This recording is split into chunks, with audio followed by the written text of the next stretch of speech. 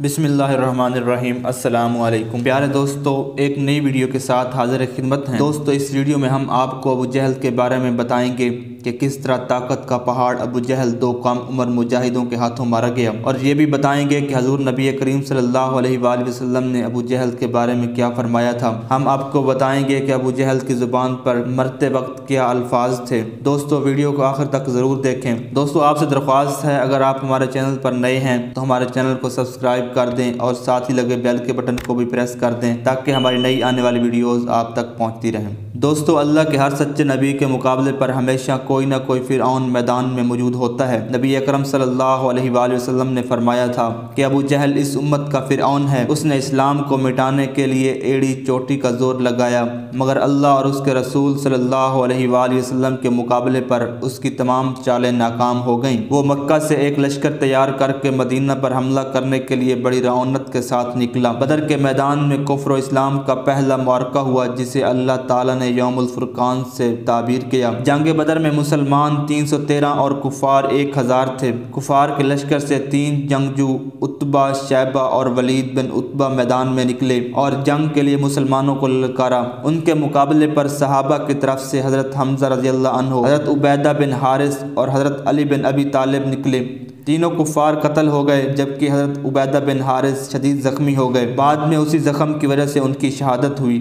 عتبہ، شیبہ اور ولید کے قتل کے بعد ابو جہل نے قوم سے خطاب کیا اور ان کے جذبہ انتقام کو ابھارا۔ لات اور عزا کی قسمیں دلا کر اس نے قریش کے جوانوں کو حملہ کرنے اور مسلمانوں کو کچل ڈالنے کی ترغیب دی۔ ابو جہل نے اس موقع پر اپنی اس دعا کا پھر اعادہ کیا جو اس نے مکہ سے نکلتے ہوئے خانہ کعبہ کا غلاف پکڑ کر مانگی تھی۔ یہ عجیب بات ہے کہ ابو جہل لات و عزا کا حوالہ بھی دیے جا رہا تھا اور اللہ سے بھی دعا کر رہا تھا۔ اس کی دعا کے یہ الفاظ تاریخ میں نقل کیے گئے ہیں، جن کا ترجمہ ہے: اے اللہ، اس محمد صلی اللہ علیہ وآلہ وسلم نے قطع رحمی کی ہے اور ہمارے پاس ایسا دین لایا ہے جو ہمارے لیے بالکل غیر معروف ہے، پس تو اسے ہلاک کر ڈال۔ قریش کی فوج حملہ کے لیے آگے بڑھی تو حضور پاک صلی اللہ علیہ وآلہ وسلم نے مٹھی میں خاک اور کنکریاں اٹھائیں اور کفار کی جانب پھینکتے ہوئے کہا: شاہت الوجوہ۔ اس کے ساتھ ہی آپ صلی اللہ علیہ وآلہ وسلم نے صحابہ کو حکم دیا: ہمت سے کام لو۔ چنانچہ صحابہ کرام نے بھی جرأت و شجاعت کے کارنامے سر انجام دیے اور حضور صلی اللہ علیہ وآلہ وسلم کی پھینکی ہوئی خاک بھی قریش پر بجلی بند کر گری۔ اس کے بارے میں اللہ تعالیٰ کا ارشاد ہے: پس حقیقت یہ ہے کہ تم نے انہیں قتل نہیں کیا بلکہ اللہ نے ان کو قتل کیا، اور آپ صلی اللہ علیہ وآلہ وسلم نے اس خاک کو نہیں پھینکا بلکہ اللہ نے پھینکا۔ ابو جہل اسلام کا سب سے بڑا دشمن تھا۔ اسے حضور صلی اللہ علیہ وآلہ وسلم نے اس امت کا فرعون کہہ کر پکارا تھا۔ وہی فوجیں چڑھا کر لایا تھا۔ ابو سفیان کے پیغام اور عتبہ بن ربیعہ کی واپسی کی تجویز کو اس نے سختی اور حقارت کے ساتھ ٹھکرا دیا تھا اور تکبر کا بدترین مظاہرہ کر رہا تھا۔ مدینہ میں نوجوانوں نے اس کے بارے میں بہت کچھ سن رکھا تھا مگر انہوں نے اسے دیکھا ہوا نہیں تھا۔ معاذ اور معوذ رضی اللہ عنہ 2 نوجوان بھائی تھے۔ یہ مدینہ کی مایہ ناز صحابیہ افرا کے بیٹے تھے۔ ان کے تیسرے بھائی اوف بھی جنگ میں شریک تھے۔ تاریخ نگاروں نے یہ بھی لکھا ہے کہ حضرت افرا کے 4 دوسرے فرزندان عامر، خالد، ایاس اور عاقل رضی اللہ عنہم بھی شریک جہاد تھے۔ معاذ اور معوذ رضوان اللہ علیہم اجمعین اور اوف رضی اللہ عنہ کے والد حارث بن رفع کے ساتھ شادی سے قابل حضرت افرا بنت عبید عبد یا لیل لیسی کے نکاح میں تھیں۔ بکیر سے ان کے 4 اور حارث سے 3 بیٹوں نے جنگ بدر میں حصہ لیا۔ اس طرح سیدہ افرا رضی اللہ عنہا کا یہ منفرد اعزاز ہے کہ ان کے ساتھ لخت جگر کفر و اسلام کی پہلی جنگ میں حق کی خاطر لڑے۔ ان کا یہ اعزاز بھی منفرد بے مثال ہے کہ ان کے 3 بیٹے معوذ، اوف اور عاقل شہادت کے مقام پر فائز ہوئے۔ واضح رہے کہ 4 بیٹے مہاجرین میں شامل تھے جبکہ 3 انصار میں۔ معاذ رضی اللہ عنہ اور معوذ رضی اللہ عنہ نے اپنی والدہ سے مکہ کی 13 سالہ تاریخ اسلام کے جزئیات تفاصیل بارہا سن رکھی تھیں۔ ماں کی اسلام سے والہانہ محبت ان عظیم سپوتوں کے رگ و پے میں بھی رچی بسی تھی۔ ان دونوں نے حضرت عبد الرحمن بن عوف سے پوچھا: چچا جان، ابو جہل کون سا ہے؟ حضرت عبد الرحمن نے فرمایا: بیٹو، تم اس کا کیا کرو گے؟ انہوں نے گرم جوشی سے جواب دیا: ہم اسے جہنم واصل کریں گے۔ حضرت عبد الرحمن ان ناپختہ نوجوانوں کو خطرے میں کودنے سے بچانا چاہتے تھے مگر وہ مچل گئے۔ جب حضرت عبد الرحمن بن عوف نے اشارہ سے بتایا فرمایا کہ ابو جہل وہ ہے جو گھوڑے پر سوار ہے اور جس کے گرد قریش کے نوجوانوں نے سروں کی فصیل بنا رکھی ہے۔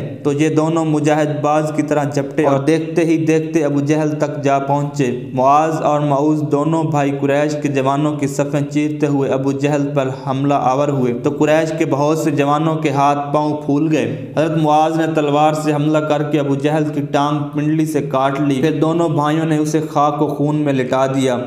معاذ پر ابو جہل کے بیٹے اکرمہ نے تلوار کا شدید وار کیا جس سے ان کا بازو کندھے کے قریب سے کٹ گیا اور محض چمڑی رہ گئی، جس کی وجہ سے کٹا ہوا بازو لٹکنے لگا۔ یہ جواں ہمت مجاہد بازو کٹ جانے کے باوجود دشمنوں سے برسر پیکار رہا، اور جب یہ محسوس کیا کہ کٹا ہوا بازو جہاد میں رکاوٹ بن رہا ہے تو ہاتھ کو پاؤں کے نیچے رکھ کر بازو اپنے جسم سے الگ کر دیا۔ حضرت معوذ رضی اللہ عنہ بھی زخمی ہوئے مگر ان کا کوئی عضو مجروح نہ ہوا۔ ابو جہل کو قتل کرنے کے بعد وہ دائیں بائیں ہر جانب حملہ آور ہوئے، یہاں تک کہ قریش کے ایک ماہر جنگجو ابو مصافہ نے تلوار سے حملہ کر کے انہیں شہید کر دیا۔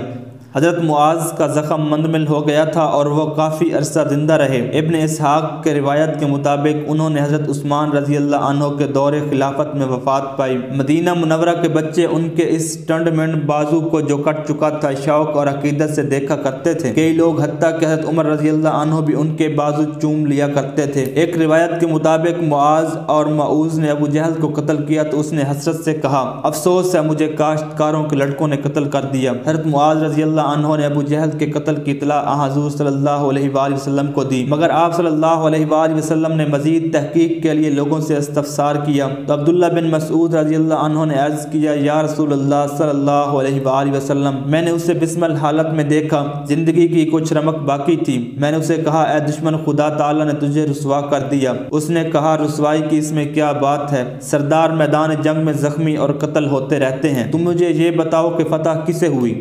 میں نے کہا، اللہ اور اس کے رسول صلی اللہ علیہ وآلہ وسلم کو۔ وہ اس کے بعد بھی تکبر سے بڑبڑاتا رہا اور کہا، اے بکریوں کے چرواہے، تو نے بڑا مقام حاصل کر لیا۔ جب سیدنا ابن مسعود رضی اللہ عنہ نے اس کا سر کاٹنا چاہا تو اس نے کہا، ذرا نیچے سے میری گردن کاٹنا تاکہ پتہ چل سکے یہ سردار قریش کا سر ہے۔ جنگ بدر میں 70 کفار قتل ہوئے جبکہ 14 صحابہ کرام نے جام شہادت نوش کیا۔ حضرت عبداللہ بن مسعود رضی اللہ عنہ نے ابو جہل کا سر لا کر حضور صلی اللہ علیہ وآلہ وسلم کے سامنے پھینک دیا۔ حضور علیہ الصلوۃ والسلام یہ منظر دیکھ کر خدا کے حضور سجدے میں گر گئے اور اس کی حمد و تسبیح میں مصروف ہو گئے۔ پھر آپ نے فرمایا، اللہ کا شکر ہے جس نے اپنا وعدہ پورا کر دکھایا، اپنے بندے کی مدد فرمائی اور کفر کے لشکروں کو اس وحدہ لا شریک نے تنہا شکست فاش دی۔ ہر امت کا ایک فرعون ہوتا ہے اور اس امت کا فرعون ابو جہل تھا۔